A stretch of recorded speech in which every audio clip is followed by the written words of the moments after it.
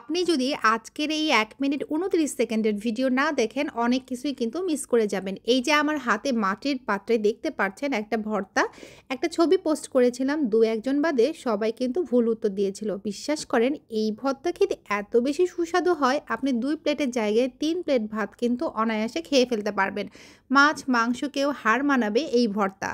অনেকে ভাবতে পারে এটা চিয়া সিড, এটা কিন্তু মোটেই চিয়া সিড নয়। চিয়া সিডের মতো দেখতে। এগুলো হচ্ছে তিসি, বাজারে কিনতে পাওয়া যায়। তিসি নিয়ে এসে বাসায় পরিষ্কার করে নিয়ে তারপর তাওয়ায় ভেজে নিবেন। অবশ্যই হালকা আঁচে এটাকে ভেজে নিতে হবে। চুলায় একটা তাওয়া বসিয়ে সয়াবিন তেল দিয়ে বেশি পরিমাণে করে পেঁয়াজ দিয়েছি, বেশি পরিমাণ আমি কাঁচামরিচ, রসুন ব্যবহার করেছি। একটু হালকা নেড়েচেড়ে নিয়ে এখানে হলুদ আর লবণ দিয়ে দিচ্ছি। আর এটা কিন্তু হালকা বাদামি করে ভাজতে হবে, খুব বেশি ভাজতে যাবে না, তাহলে কিন্তু এটা তেতো হয়ে যাবে। এই ফ্রাই প্যানটা কিন্তু খুব ভালো, তবে দেখছিলাম যে বেশ নড়াচড়া করছিল, এই জন্য এটাকে নামিয়ে তারপর আমি আবার একটা কালো কড়াই দিয়ে দিয়েছি। এই যে হালকা করে ভেজে নেওয়ার পরে আমি যে তিসিগুলো ভেজে রেখেছিলাম ওটা আবার একটা কাপড় দিয়ে আর কি মথে নিয়ে আমি গ্রাইন্ডারে হচ্ছে এটাকে মিক্স করে নিচ্ছি।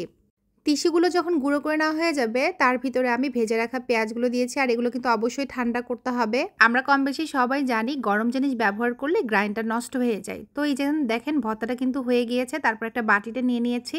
পাটায় বাটার ঝামেলা ছাড়াই কিন্তু ভর্তাটা বানিয়ে নিলাম। কে কে তিসি ভর্তা খেয়েছেন কমেন্ট সেকশনে জানাবেন। আর যারা খান নাই তারা আমার এই রেসিপি দেখে বানিয়ে নেবেন, নিশ্চয়ই আপনাদের অনেক ভালো লাগবে।